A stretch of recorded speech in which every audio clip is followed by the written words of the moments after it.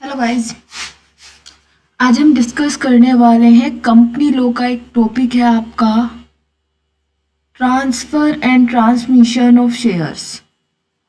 Okay, इसमें भी देखेंगे हम कि ट्रांसफर ऑफ शेयर क्या होता है और ट्रांसमिशन ऑफ शेयर क्या होता है। अगर मैं हिंदी में बात करूँ तो शेयर का ट्रांसफर मतलब हस्तांतरण और ट्रांसमिशन मतलब संचरण। ओके, तो हस्तांतरण क्या होता है और संचरण क्या होता है। अगर मैं बात करती हूँ हस्तांतरण मतलब transfer of share is a voluntary in nature, मतलब स्वेच्छा से होता है, स्वैच्छिक प्रक्रिया है। वहीं अगर मैं बात करूंगी ट्रांसमिशन ऑफ शेयर की या संचरण ऑफ शेयर्स की, तो ये होता है बाय लॉ, मतलब कानूनी कारणों से।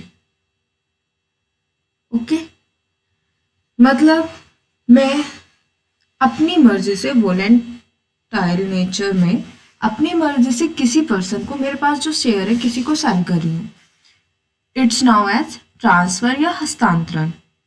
वहीं अगर किसी पर्सन की डेथ हो जाती है और उसके पास उसके नाम पे जो शेयर थे वो उसके नॉमिनी या फिर लीगल रिप्रेजेंटेटिव को ट्रांसफर हो जाते हैं, उस सिचुएशन को कहते हैं आपका संचरण या ट्रांसमिशन। यहाँ पे दे रखा है मृत्यु और दिवालिया जैसी सिचुएशन में। ओके, तो ये था आपका। मैं यहाँ पे पढ़ती हूँ, कंपनी कानून में शेयरों का हस्तांतरण एक स्वैच्छिक प्रक्रिया है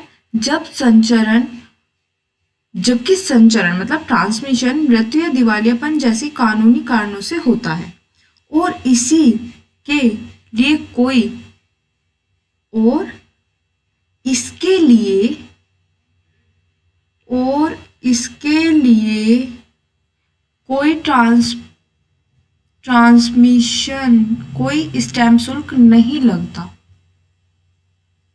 ओके, आई होप आपको समझ में आ रहा होगा। शेयरों के हस्तांतरण में शेयरधारक कंपनी के आर्टिकल ऑफ एसोसिएशन एओ का पालन करते हुए स्वैच्छिक रूप से शेयरों को किसी अन्य व्यक्ति को बेचता या उपहार देता है, जिसमें एक हस्तांतरण दस्तावेज जैसे कि फॉर्म एसएच और स्टैम्प शुल्क की आवश्यकता होती है। शेयरों के संचरण में कंपनी अधिनियम की धारा 56 के तहत कानून वारिस या कानूनी प्रतिनिधि अपना आवश्यक दस्तावेजों जैसे मृत्यु प्रमाण पत्र, वसीयत या उत्तराधिकारी प्रमाण पत्र को कंपनी को प्रस्तुत करके शेयरों का हस्तांतरण करते हैं। देखो, ट्रांसमिशन में क्या होगा संचरण में कि वो मृत्यु प्रमाण पत्र, वसीयत हो या फिर उत्तराधिकारी का प्रमाण पत्र हो, मतलब नॉमिनी होने का उसके पास कोई सर्टिफिकेट हो, डेथ सर्टिफिकेट हो या फिर उनका जो वारिस होता है उसका कोई सर्टिफिकेट हो, कोई प्रमाण पत्र हो, उसे शो कर देगा, उसे शेयर्स मिल जाएंगे, मतलब ट्रांसमिट हो जाएंगे उसको। वहाँ पे नहीं तो कोई फॉर्म भरने की जरूरत है और न ही कोई स्टैम्प शुल्क देने की जरूरत है। लेकिन जिस टाइम बात करेंगे हम ट्रांसफर ऑफ शेयर की, वहाँ पे क्या होगा, एक पर्सन सेल करेगा या किसी को गिफ्ट देगा, उसमें क्या होगा, जो पर्सन लेगा उसको एक तो फॉर्म SH4 भरना होगा और एक स्टैम्प शुल्क पे करना होगा।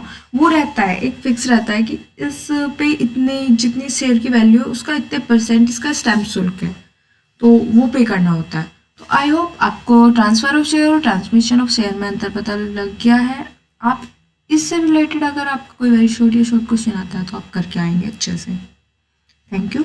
अब अपने नेक्स्ट वीडियो में हम इसके ही बारे में पढ़ने वाले हैं आपका, कि आपके हस्तांतरण होता है उसमें क्या क्या स्टेप्स आते हैं, उसकी क्या क्या विशेषताएं हैं और आपकी इनकी डेफिनेशन और इनके बीच डिफरेंस हम अपने नेक्स्ट वीडियो में देखेंगे। Okay, thank you.